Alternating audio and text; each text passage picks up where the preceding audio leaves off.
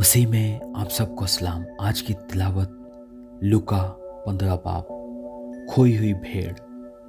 सब महसूल लेने वाले और गुनहगार उसके पास आते थे ताकि उसकी बातें सुने। और फरीसी और फक्की बड़बड़ा कर कहने लगे कि ये आदमी गुनहगारों से मिलता और उनके साथ खाना खाता है। उसने उनसे ये तमसील कही कि तुम में कौन ऐसा आदमी है जिसके पास 100 भेड़ें हों और उनमें से एक खो जाए तो 99 को बेअबान में छोड़कर उस खोई हुई को जब तक मिल ना जाए ढूंढता ना रहे। फिर जब मिल जाती है तो वो खुश होकर उसे कंधे पर उठा लेता है और घर पहुंचकर दोस्तों और पड़ोसियों को बुलाता और कहता है, मेरे साथ खुशी करो क्योंकि मेरी खोई हुई भेड़ मिल गई। मैं तुमसे कहता हूं कि इसी तरह 99 रास्तबाजों की निस्बत जो तौबा की हाजत नहीं रखते, एक तौबा करने वाले गुनहगार के बाइस आसमान पर ज्यादा खुशी होगी। या कौन ऐसी औरत है जिसके पास 10 दिरहम हों और एक खो जाए तो वह चिराग जलाकर घर में झाड़ू ना दे और जब तक मिल ना जाए कोशिश से ढूंढती ना रहे, और जब मिल जाए तो अपनी दोस्तों और पड़ोसनों को बुलाकर ना कहे कि मेरे साथ खुशी करो क्योंकि मेरा खोया हुआ दिरहम मिल गया।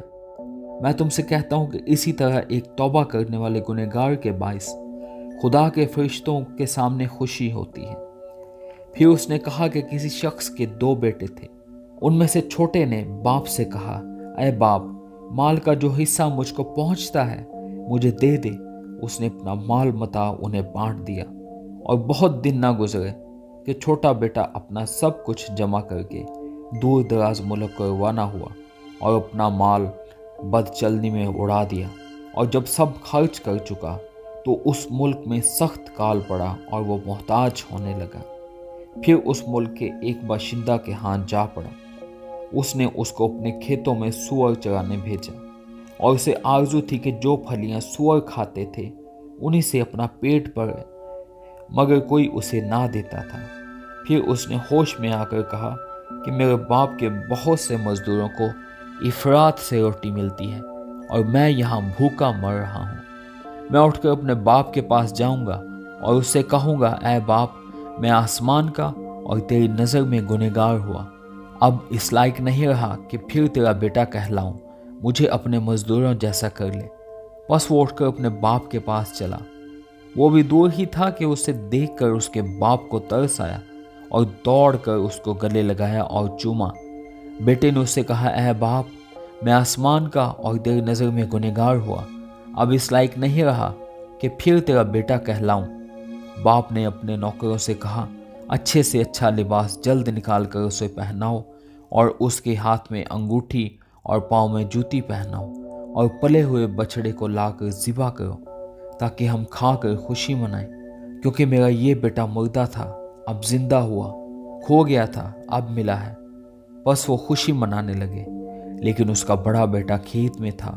जब वो आकर घर के नज़दीक पहुंचा तो गाने बजाने और नाचने की आवाज़ सुनी और एक नौकर को बुलाकर दरियाफ्त करने लगा कि ये क्या हो रहा है। उसने उससे कहा, तेरा भाई आ गया है और तेरे बाप ने पला हुआ बछड़ा ज़िबा कराया है क्योंकि उसे भला चंगा पाया। वो गुस्से हुआ और अंदर जाना ना चाहा, मगर उसका बाप बाहर जाकर उसे मनाने लगा। उसने अपने बाप से जवाब में कहा, देख, इतने बरसों से मैं तेरी खिदमत करता हूँ और कभी तेरी हुक्मदुली नहीं की, मगर मुझे तूने कभी एक बकरी का बच्चा भी ना दिया कि अपने दोस्तों के साथ खुशी मनाता। लेकिन जब तेरा ये बेटा आया जिसने तेरा माल मता कस्बियों में उड़ा दिया, तो उसके लिए तूने पला हुआ बछड़ा ज़िबा कराया। उसने उससे कहा, बेटा, तू तो हमेशा मेरे पास है और जो कुछ मेरा है वो तेरा ही है। लेकिन खुशी मनाना और शादमान होना मुनासिब था क्योंकि तेरा ये भाई मुर्दा था, अब जिंदा हुआ, खोया हुआ था, अब मिला है। आमीन। खुदा का कलाम पढ़े और सुनने जाने पर उसकी बरकत हो।